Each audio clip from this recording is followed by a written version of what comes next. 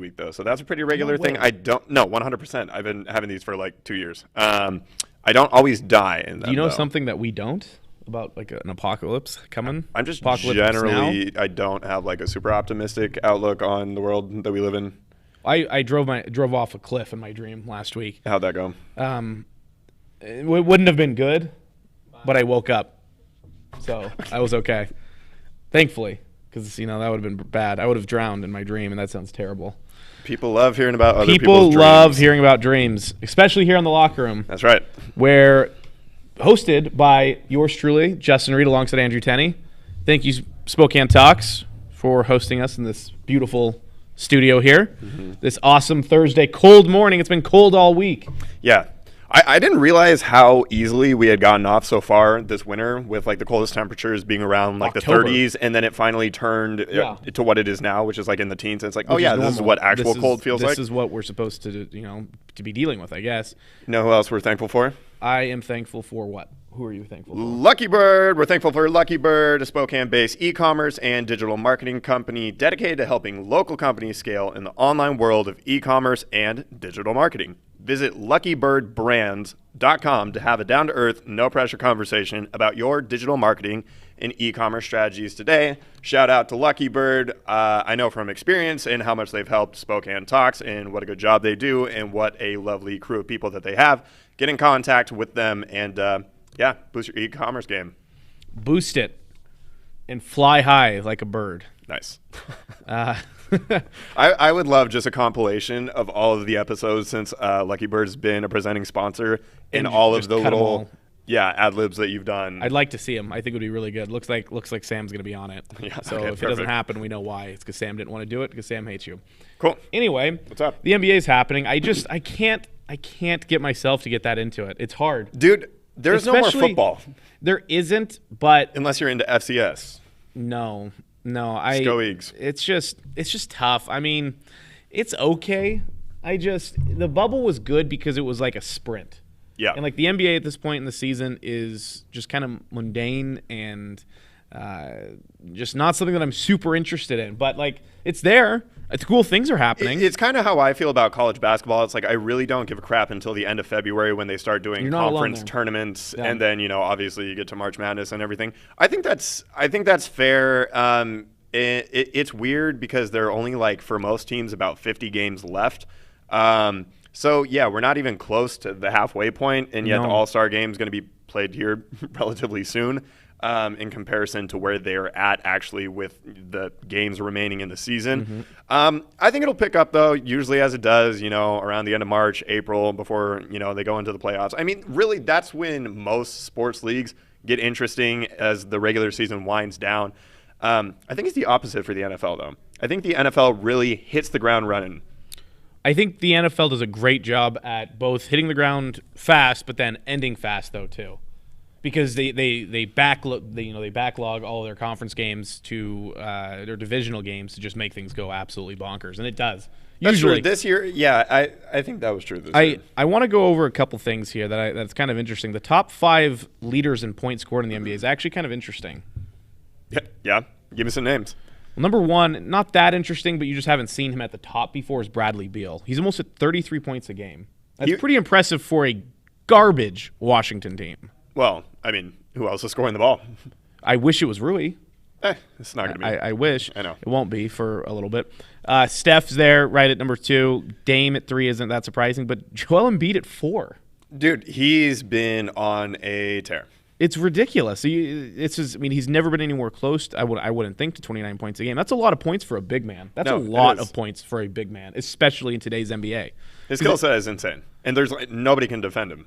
But it's taking him a long time to figure this out, and I think Health has been a large part in hasn't helped. endurance and Right. actually being in shape to actually finish out games. That's a lot of it with him. And injuries, of course, have always plagued his career. Yeah, no, I mean, because if you look down the list here, they have Giannis listed as a power forward. I still consider him more of a center because he doesn't have an outside game. The top 10 scorers here, there's big men. You have Embiid at 4, Giannis at 6, Jokic at 8, and that's it. Jokic is the only one that has a consistent, I feel like, mid-range game. Yeah, and he can occasionally get hot from 3 too, or Right. at least by big men standards.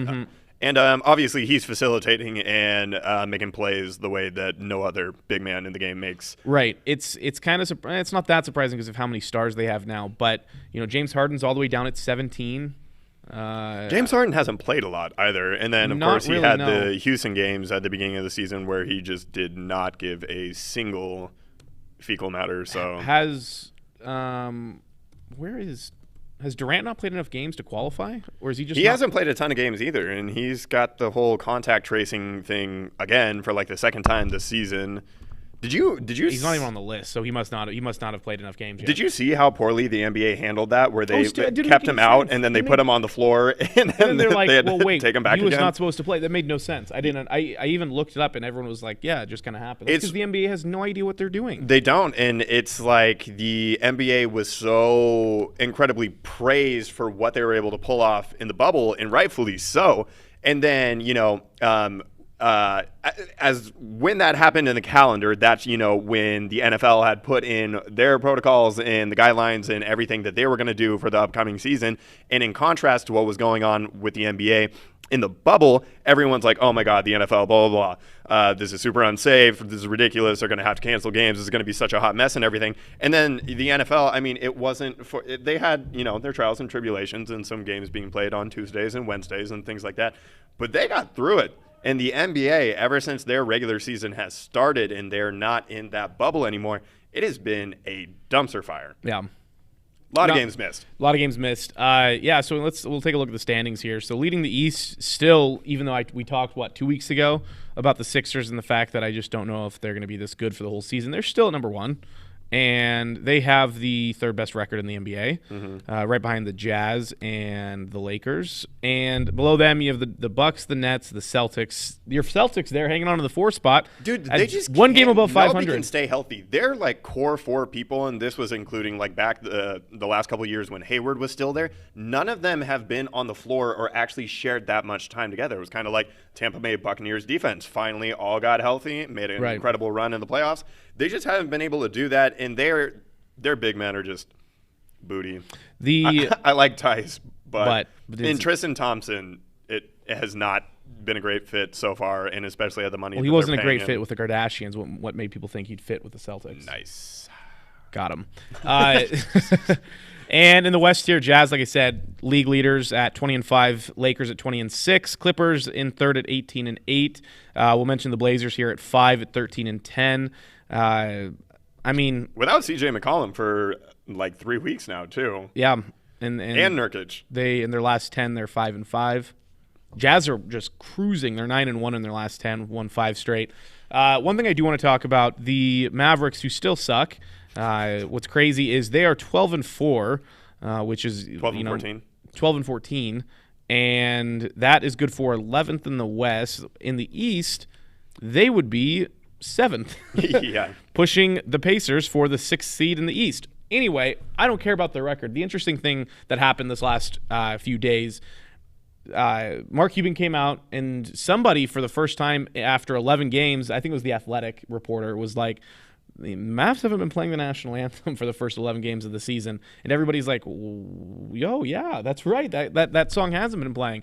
And Cuban came out, and he was very adamant. He was like, yep, we're not playing it all season. I don't want to, and they're not going to. And then the NBA came in, and they're like, hey, we're going to play it just because we've done it forever. Cuban came out and said, all right, we're going to play it. The NBA, and I think that reinforces the fact, even on an ownership level, you don't see that sort of stuff really happening in the NFL. You don't see that stuff really happening in the MLB. I think the NBA has players who are very forward and very woke, if you want to call it, and they let people know about it. And that's completely unique to the NBA. And Cuban is probably the poster child for ownership that has a lot of pull and say just based off of who he is. Well, he has the ear of his players as well. And so I don't exactly know the details or the specifications as to why they weren't playing it, but something would lead me to believe that he's got the pulse of conversations his Maverick. Yeah, exactly. And he's very active and progressive. I think in good ways. I don't know. This national anthem thing, here we are going on like 5 years ever since, Yeah, Colin really. Kaepernick, took the knee back in 2016. I'm just so over it. And there are people that ascribe so much meaning, and that is their own prerogative to put whatever sort of value and meaning that they want to in the national anthem. And then there are so many other people that look and see different things, when they look at the American flag and when they hear the national anthem. And I think that is very fair and that's understandable. And I think to each their own. I don't know. And I think a lot of people also just like ascribe a false sense of patriotism to it, just like the one time that they go to a professional sporting event, once a year, and they're like, oh, I'm going to stand, and they're pissed off because other people aren't doing it without exactly listening to the reasons, but just seeing what's happening and having a knee-jerk reaction instead of, being a little empathetic. But I'm over it. It's so nonsensical, to be honest, if they took it away entirely. Why do we even do it in the first place? It just became tradition, as far as I understand. Yeah. For me at least, it gets me jazzed up. I don't know why. I think it's because it's goosebumps. On the biggest stage at the Super Bowl, I think that's fair. Exactly, Yeah. but and I think it's the connection for you think of the national anthem and you hear it at the Olympics. Like to me, the national anthem on the Olympic stage or on an international stage, and like the best of our best athletes are there. Yeah. And and they have the flag draped over them, and and they're doing their thing with their fat gold medal because the United States is better than every other country at sports, and I love it. We have Winter Olympics. We nail it. But so I mean it's just interesting. It was crazy. The NBA came down pretty quick and said, well, we have a policy, we're going to do it, and Mavs was like, okay, we're going to do it, and then news was done. But it is kind of interesting. And I'm not interesting in a good way. I don't like to follow that kind of stuff because you're right. It's kind of becoming this point where there's a lot more to it, and so it is what it is. And we'll continue to see what the NBA does. Mark Cuban, like I said, is very outspoken. I'm sure we'll hear from him very, very soon. Yep. Very, very soon. All right. That Super Bowl was boring. I was bored pretty much after the first quarter and a half. Nothing much really happened. It was the worst Super Bowl since Patriots-Rams, which wasn't really that long ago. I was going to say that was like 2 Super Bowls ago. And before that, this was the biggest beatdown since Seattle absolutely which was also a boring Super Bowl. It was a boring Super Bowl, but not for me. Yeah, man, that was just... But it did kind of suck because I remember thinking back about that Super Bowl because we were talking about the last time it was this big of a beatdown in the Super Bowl. And it was so weird when the Seahawks won that because at the end it was like, oh, this is the Super Bowl. Like, oh, got it. No, it almost kind of diminished the magnitude of what that was supposed to be because the Super Bowl that year was really the NFC Championship game against the 49ers. Right. That was the most intense high that I've ever had as a fan off of a win. That or the Green Bay Championship the following year. Which would have been just as cool had how do we could finish it off that next year. Oh, exactly. But yeah, I don't know. I don't think this was as painful to watch as the Rams and the Patriots from a couple years ago. Not nearly as bad. I did have some sense of joy in just watching Tom Brady and Rob Gronkowski and even Antonio Brown just because score a touchdown in the Super Bowl for the Tampa Bay Buccaneers. Yeah, it's so literally, all of those guys came from powerhouses in the East, in the AFC, and they come to the NFC and just dominate. Yeah. And it is really interesting because, again, just 2 years ago, they were literally battling against each other year in and year out. And now they're on the same team and they won. And everybody's like, well, you guys are supposed to be AFC guys. Get out of here. Mm-hmm. But I'm happy. We talked about before the Super Bowl last week about the Super Bowl and who we want to win. And I think I'm glad Brady did. I have some more stuff, too, later on in the show for my Jabroni that kind of solidifies why I wanted Brady to win and not Mahomes and the Chiefs. And so do you, actually. You have a better reason than I do.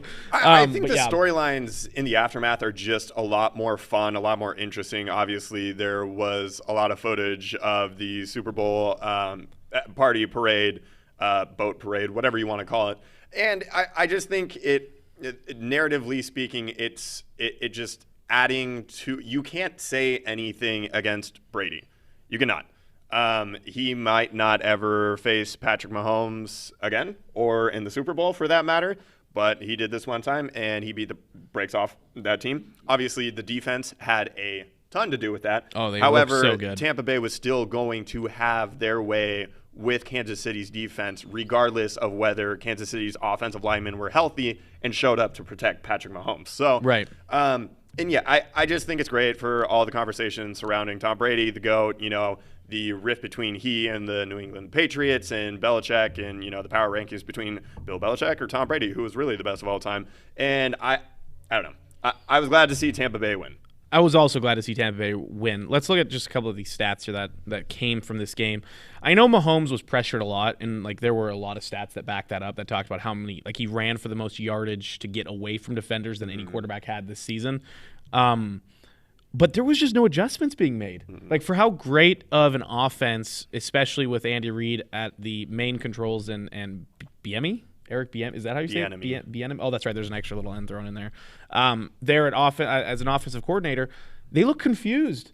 I mean, we talked about. I mean, everybody knew that the weakest part of the Chiefs, if they were going to lose, was their offensive line, and yet they didn't change their offense at all. And it looked like it. It looked like they didn't even switch up any sort of their game plans, and the Bucs came in, just ran wild over their just patchwork garbage offensive line, and Mahomes struggled. He threw it almost 50 times and had 270 yards, 2 picks. But I mean, Mahomes also was off. I mean, he made some really good throws, on the run and falling down. The most incredible incompletions that you will probably ever see in your life. But he just didn't feel like he was in control. I mean, he was bad, like pumpernickel bad. Yeah. One thing I did kind of appreciate, though, and I think this went into his stat line looking the way it was, he wasn't checking down to save face Not at all. Of the stats and to get a little positive gain. He continued to try to push the ball down the field and take the shots. And so in that sense, I still kind of admire what he did out there. You could see when he was running around, and because of the amount of running that he did, you kind of forget about the foot thing. But now it came out that he's going to be having surgery in the offseason. Right. And so I'm sure that played a little bit of a factor as well. I mean, yeah, Tyreek Hill had 7 catches for 73 yards, so no big plays. His long was 23. Their longest reception of the day was Travis Kelce, 33 yards. Clyde Edwards-Helaire only had 3 targets. And that's literally the only running back that had any targets, and he only had 2 receptions for 23 yards. I'm shocked that they didn't design more things to get that defensive line to stop pinning its ears back, because it never looked like that defensive line was playing anything other than just to go after Mahomes. So I wonder how much going into half giving up that touchdown before halftime kind of disabled them from making the sort of changes that you would think that they would make coming out of the break. Just because the margin that they were down at that point, was too much to overcome instead of – because you would think that they would try to run the ball a little bit more, try to offset that pass rush a little bit. But I don't know, man. It was a really weird game. It was a little boring as far as, it just felt like you already knew who was going to win. Yeah. At halfway through the third quarter. And you're like, all right, well, Brady's up by this many points. I know who Tom Brady is. He's going to milk this thing all the way down and win. And, even if they give up another 2 scores, they'll be just fine. And they're going to win it because the last points that they're going to give up is Kansas City getting within 8. Yeah, I mean, it literally just felt like that. But, I mean, there were so many times where it literally just felt like Mahomes was just seeing Dementors. There's ghosts. Like when Darnold had that awful game, I mean, he was just throwing up passes. And Mahomes, he has a better arm than Darnold and was a little bit smarter with it, but there were a lot of times where he just was overthrowing guys because he just had no idea what he could do. So it was rough to see on their part. I mean, Tampa really didn't have a better day on offense. They only had 4 more first downs. Third down efficiency, they both were pretty bad, actually. They both were about 30%. Both ran about the same amount of plays. The Chiefs ran 69, nice, and the Bucs had 63. Total yards were almost exactly the same amount of drives, yards per play. Yeah, I mean, but that entire fourth crazy. Quarter, Tampa Bay definitely took their foot off the gas because they knew they didn't have to do anything. For sure. They already had enough of a buffer. The other big thing was penalties. And this one really, really hurt the Chiefs. And a lot of these calls, and we'll kind of touch on it later, a lot of these calls were pretty good, I think. There was the one in the end zone that was a little iffy, but you can't grab a guy. Like, literally, you can't bear hug a guy in the end zone and expect the ref to be like, I think it is ridiculous that we never see uncatchable it's really odd. It's you never see it like called once anymore a year in the entire NFL. It could have been easily called multiple times on Sunday. They must not be enforcing that as much because it's such a. I think the NFL is trying to get away from calling penalties that force the referees to make a decision, like a judgment call. Exactly. I think they want to get away from judgment calls and go by the book as much as possible. And there's no more judgment than deciding for the offense or the defense which ball cannot be caught. So I don't think the Super Bowl is the time and the place to, get trigger happy with the flags. It was really interesting because Kyle Shanahan last year was talking about the fact that the Chiefs secondary was very handsy and very grabby, and that they held all the time. Mm-hmm. However, in the Super Bowl, and so going into that, they thought that they were going to be able to get a lot of calls and exploit the Chiefs and kind of, bring that to the refs' attention, but they didn't call anything. However, this year, same secondary goes into the Super Bowl again, and they called everything on them. So it's just really weird from back-to-back years having it called two completely different ways. It is, but I think at the same time, they didn't make any adjustments again on defense. No, they didn't. Because they're in the prime Legion of Boom days. Richard Sherman specifically would talk about the fact that he's like, during games, I would have to adjust the way I was playing because sometimes the officials would not let me put my hands on the receiver. Sometimes they would. And it's all part of the game. And it literally just looked like the Chiefs had one gear and one idea and one playbook with the same plays on offense and defense. And they just had no idea how to come into that game and deal with some difference.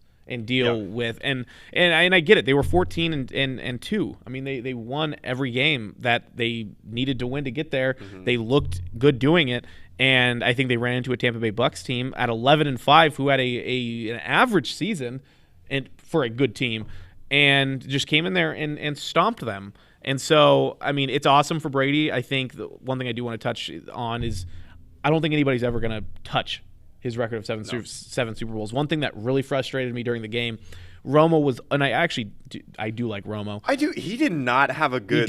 He did not have a good day calling this Super Bowl. He was slobbering over Mahomes and his potential of being the next Tom Brady. Tom Brady, statistically, is a good quarterback. He's not the greatest, but he's the best winner of all time, and nobody's going to get anywhere close to his 7 rings. Mahomes now has 1 ring in 4 years? One of those years he wasn't starting. 3 years as a starter, right. Yeah. I mean, he's running out of time. Honestly. Honestly, though. I mean, think about it. The fact that Brady is 43 or whatever he is, it took him until that age to get 7 rings. Mahomes is a guy who's not going to succeed like Brady. Right. Because Mahomes is never going to be a check down guy. Never. Unless he has a drastic switch in his philosophy. And eventually his arm's going to go. And when his arm goes, that you see a little bit what happened with Breeze. Breeze took more shots than and same thing with Big Ben. Big Ben and Drew Brees took way more shots than Tom Brady did, and look at how their careers are going right now. Not very good. But Brady continues to defy Father Time because of the fact that his offense is situated around short, consistent passing. So I don't think anybody's going to touch it. I don't think Mahomes is the next Brady. I don't think there's anybody in the league that's the next Brady. Can Mahomes get 4 rings? Sure. Cool. Not the first. I think the discussion behind Mahomes being the next Brady is completely overblown and a bad take. Well, no, and especially before it was obvious that the Chiefs were going to lose that game. So many people were like, okay, if Mahomes gets this one, that's 2. He's already a third of the way there. Right. And it's like, okay, yeah, and 2 very great seasons, back-to-back Super Bowl appearances, but to sustain that excellence that Tom did with Bill Belichick in New England, that's not normal. No. And that's not going to be, it's most likely, I guess we'll see, going to be repeated, and especially by the Chiefs. Who knows what's going to happen? Who knows how long Andy Reid's going to want to continin't coaching? Right. He's already been a head coach for what seems forever. like 2 decades. Yeah. He's lasted a lot longer than I thought he would. It'll be interesting to see what happens this offseason for the Chiefs. There's a lot of things that are going to happen this offseason outside of the Chiefs, including a very weird Seahawks offseason that started off weird, just based off of how the season ended and the whole offensive coordinator debacle, and now is getting into extremely unheard and new territory. Absolutely bonkers territory with the robotic and stick to the script Russell Wilson going completely off script and speaking what he actually feels. And we've never seen the side of him, and it's actually kind of freaking me out. Yeah, I think in a lot of ways. In a lot of ways outside of the fact that it's Russell Wilson now talking like a human being. I honestly think that this is such a stupid thing to say, but I've always thought that Sierra has really had a large influence on how he's approached his professional career. You're not the only one who thinks that. There's a lot of people out there who think that. If you just look at the timeline and the things that he said, and this isn't the first offseason now that there's been a little bit of turbulence or a little bit of speculation as it pertains to Russell Wilson and him being less than content with the Seahawks and potentially wanting to go elsewhere. Dude, we got to break it up. I don't know if it's Wilson. I don't know if it's Carroll. They have just absolutely been stripped themselves, really, of all of the fun that was the Seahawks, back in 2012, 13, 14. It has just been a mess. I think it's just, you hit that point and they hit their ceiling. We lose sight of having an appreciation for them being in the hunt every year, being 10-6, 11-5, making the playoffs. But just because we're accustomed to that, don't you think that you're more optimistic than I am, but I don't think it's probable that they're going to get back to the Super Bowl with this Russell and Carroll combination. I think they have already hit their ceiling, and it was 7-8 years ago now. I think the potential is still there because Russell Wilson is a top 5 quarterback, and Carroll on his good day is still a top 5 head coach. I think Carroll's more in a 7-8 range now. Before he was a lock top 5, like you said 5 years ago. It's not good with what's going on right now. Deshaun Watson has kind of taken that top spot of really being outspoken, saying, I want out of here. And that's become kind of the top of the QB news cycle. But Russell Wilson yesterday, I think, really took that crown. He was on the Dan Patrick show and essentially came out, talked about how he's been getting hit too much. The team hasn't done enough to protect him. And just essentially breaking free of that company man persona and putting out his actual thoughts, which I guess, according to, it looks like this morning that this was posted, Dan Patrick said after he came on the show that he heard from some of his sources that Seahawks management was kind of rubbed the wrong way by it. How could they not be? Oh, for sure. And there's no reason why that they shouldn't be. It's going to get really interesting because there was also, before Wilson went on the Dan Patrick show, former teammate Brandon Marshall, wide receiver, was with the team and came out, and he didn't have any sources. He didn't have any reason why he thought this, aside from the fact that he was his quarterback and he talked with him.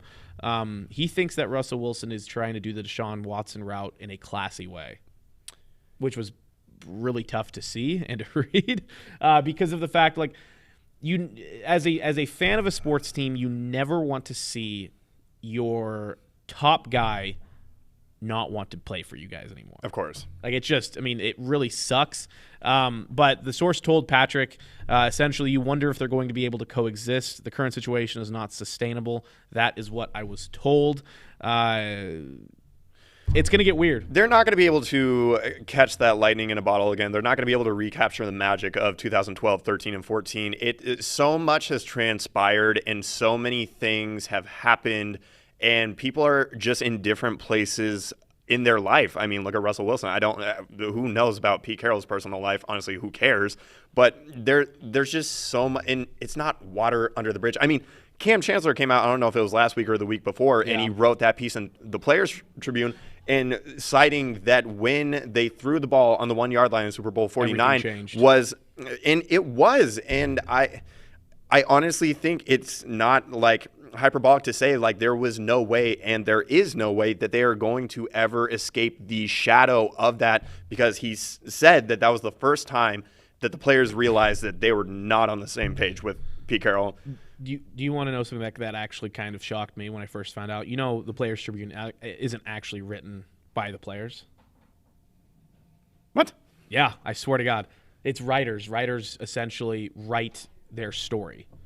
Like, for instance, Really? if you're Cam So Chancellor, it's almost like a biography in that essentially, sense? yeah, you're Cam Chancellor, I'm the writer, you're telling me your story, and I'm making it sound good and making it kind of sucks now, doesn't it? Interesting. It kind of hurts because you're like you almost felt like they were talking to you. Yeah. And then now it's like, well, now there's a middleman. It just doesn't feel the same. It doesn't. Sorry about that. It doesn't lessen the No, message that the Cam words, was trying to get across. Not at all. Not at all. That did. I mean, it put it in a great perspective, and the Seahawks would have had their best shot at getting past that shadow with that team.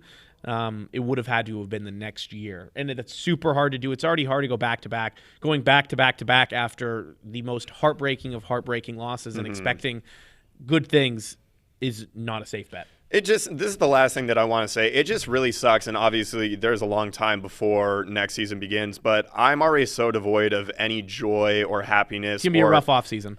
Yeah, and especially considering that there are still players and pieces on that team that are very talented and that are very easy to get excited about. Oh, yeah. But when the head of your team from, the coaching staff, as well as the quarterback and the most important person/position within the league in sports at large, like not being on the same page and not being friendly. Never fun. No, it's not good. Never fun to see. It's not good. All right, well. Rip. One thing I do want to quickly just say, is it the whole Brady Tyrann Mathieu thing that happened during the game? Like, I like the way that they're handling it. Like, I hate when a player comes out and says, this is exactly what he said, because then the other players can be like, no, I didn't. Like, I like that Matthew came and said, like, that wasn't a side of Tom Brady that I've ever seen. Brady texted me, apologized, water under the bridge. Like, I was cool with that. Because, I mean, things get said, and I'm not defending what could have possibly been said. Things get heated. Emotions are running so high. But it's just nice to finally see something that isn't just dragged through the mud for the next month. Well, and that it was squashed between the two of them and not on social media. That's the exact way it should be done. Speaking of trash, like the Chiefs, Nice. Are you? I have my second favorite company here, Lake City Hauling. Ooh. Are you working on a remodeling or a cleanup project? Every and if day. you are, let Lake City Hauling help. Save yourself a stressful trip to the dump by letting them haul all the small and big items for you. Lake City Hauling will remove it all. They'll take your unwanted trash, branches, yard waste, furniture, appliances, and more. They offer same-day pickup, and check out their awesome 5-star review rating on Google and see why their customers continue to go back to Lake City Hauling. Look at the great work that they do here, all of their stuff that they haul, all of their equipment that they have.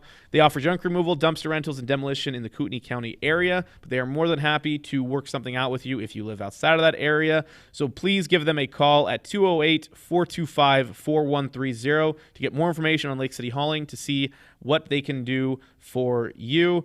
Keep them in mind also for your next demolition or cleanup project. Again, their number is 208-425-4130, and you can check out their website as you see here at lakecityhauling.com.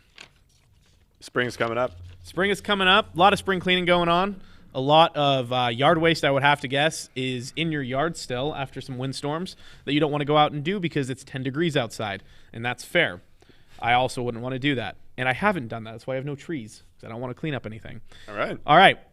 Real quick here, I want to mention GU's still cruising. The one big story that happened on Monday when the AP press poll came out, the top 25, it was the first time since December 18th, 1961 that Kentucky, Kansas, Duke, North Carolina, and UCLA were not ranked. That's wild. It's been 60 years since those teams were not in the top 25. Wow. And the also cool thing that was really fun to see is now the Zags currently hold the longest active streak of being in the top 25 at 90 weeks. The Zags also kept their number one spot, which they will probably continue to hold until the end of the season as long as they don't lose. There's no reason why Baylor should overtake them.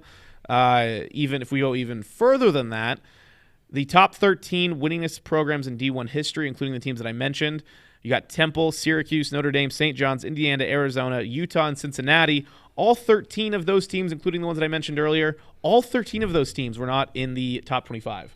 Also, is it a Sports Illustrated cover that the Zags are on? Mark Few and their best 4 players.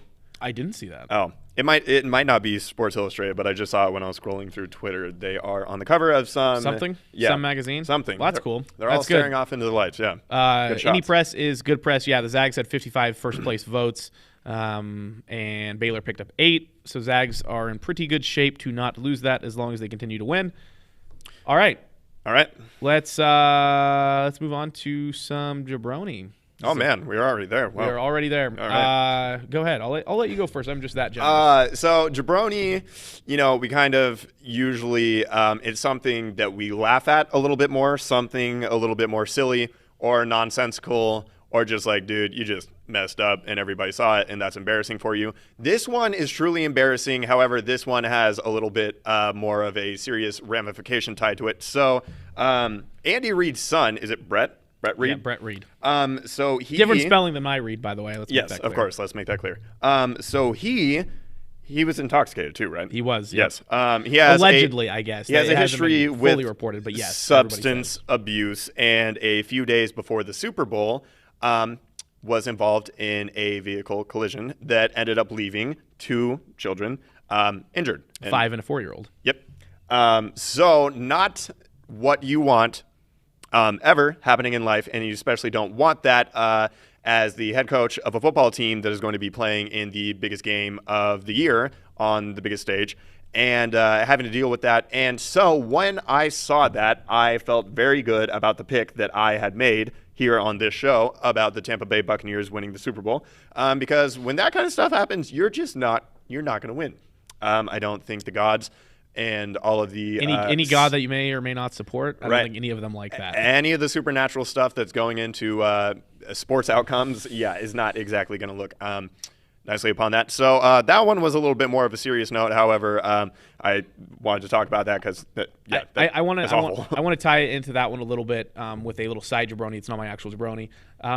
There were a lot of news organizations that were reporting this and didn't, their headline wasn't, oh, by the way, he also was reportedly intoxicated. Like the headline was like he was involved in a car collision, 2 children injured. Like that sounds like an unfortunate accident. Right. And then you dive into the story, and at the very bottom, or like second from the bottom, the second graph, and it says reported that he was driving under the influence. He's had a history of drug and alcohol problems. Which is like, strange because you would think that would make the headline. Oh, it should be the headline. And then we're going to flip this over. One thing that I saw when Marty Schottenheimer died a couple of days ago. Oh, that was ridiculous. That was absolutely. USA was that Today, the Washington Post? Washington Post, God. AP, the Seattle Post Times. Is such a literally joke. Every single major outlet that then is sent out across the wire, and the Seattle Times spokesman review, they all pick it up.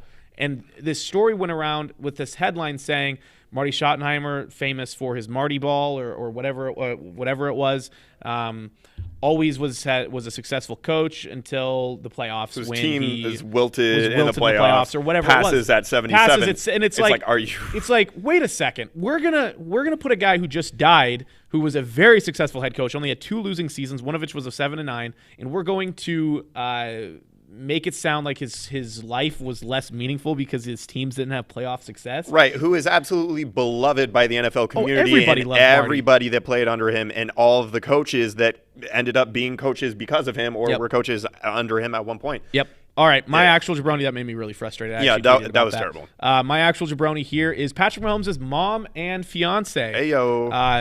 There they are, and that's his dad. He's not a jabroni.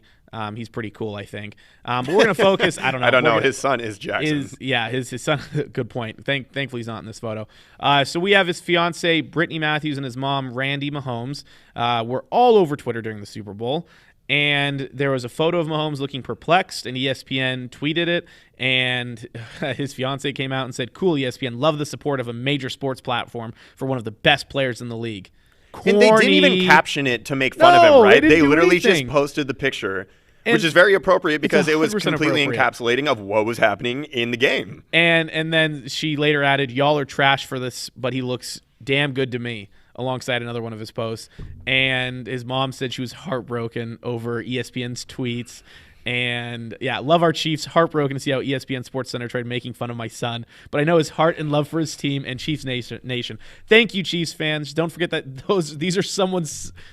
Wow, that's worded terribly. Thank you, Chiefs fans. Don't forget these are someone's son's TV. Hashtag nice. God is greater than highs and low in my lows. Was she drunker than I was on Sunday? I have no idea. But his mom even tagged Giselle. If you have in this tweet, if you have to have the ref on your team, is that really winning? At Giselle, LOL.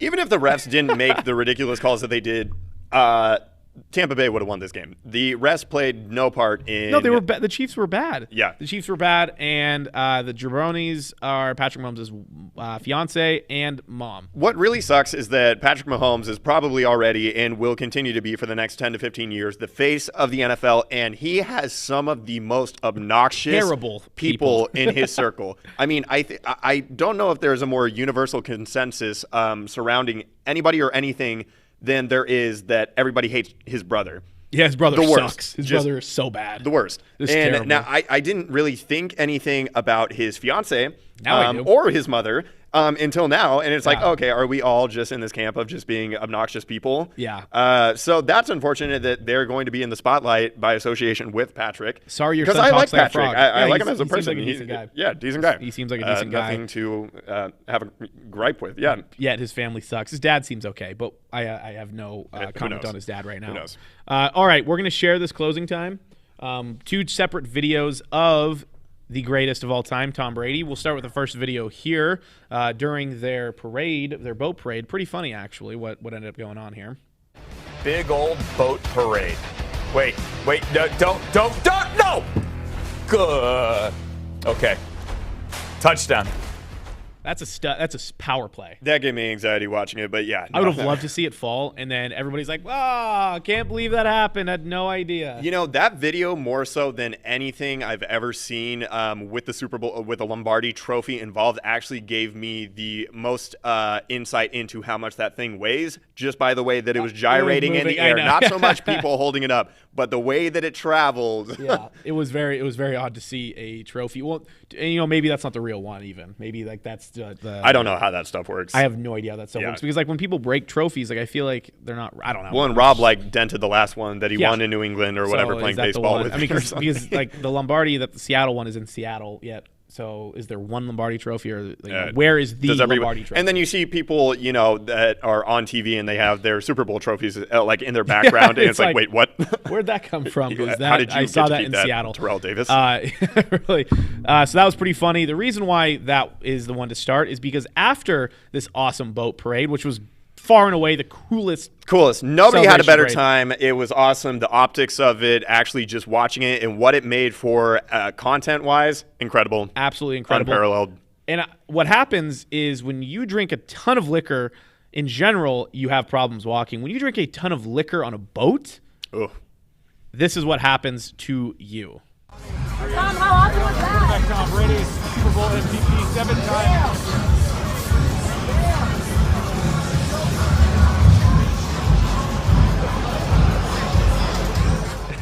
As a 43-year-old man. As a 43-year-old man, day in drinking Tampa. has to be escorted, not in a bad way, No. but literally held up because of the fact that he cannot walk. And he had the fattest smile on his face. Oh, he was pumped. It was awesome. He was so pumped. What's really funny is people were talking about it, and there were some pretty funny tweets. And there was one saying, like, when you have your first carb in 30 years. And then me getting escorted out of Applebee's when they bring back $1 margaritas. And then I love the competition that goes on with everybody in sports media with blue check marks. Just, you know, they all take the same piece of media and then just, you know, make their own caps for it. I love seeing that happen, how clever people think they are. Jessica Kleinschmidt, sure, but when I do this, I'm ruining my brother's wedding. That one's actually that was pretty good. Yeah, okay. Yeah, that was a good time. It was good to see Brady like that. And I think I was texting somebody about this. The reason why I think he got that drunk is because there's no way this guy drinks on even a semi-consistent basis. Yeah. Like he probably drinks. He's probably had drinks 7 times in the last 20 years, and it's been every Super Bowl parade and every time he wins a Super Bowl. Because there's no way you look like that and have no drinks. Last thing, do you remember that last year at the NFL Honors or at the Super Bowl, I don't recall, Brady said that the next Super Bowl, referring to the one this year, he wasn't going to be wearing a blazer too? And what do you know? Well, what do you know? What happened? What do you know? Yep. All right, well, nice Sports. job, Bucks. That was fun. Nice, fun Super Bowl. Now we're going to be without the NFL here for a few months. Rip. Crazy offseason going on in the NFL already. We'll see what happens. Baseball's coming back here pretty quick. The pitchers and catchers should be reporting. Zags only have 3 more games left, scheduled at least, until March Madness begins. We're not sure if that's going to be in Vegas or in Spokane, but I love me some March Madness. Hopefully it all works out in our favor. Until next week, though, this is The Locker Room. I am Justin Reed alongside Andrew Tenney. See you next week. Thanks for watching The Locker Room on Spokane Talks. Check us out on Facebook as well as our other platforms. We want to hear from you. Join the conversation by emailing us at info@SpokaneTalksOnline.com. And for more sports news, opinions, and content, follow Justin and me on Twitter.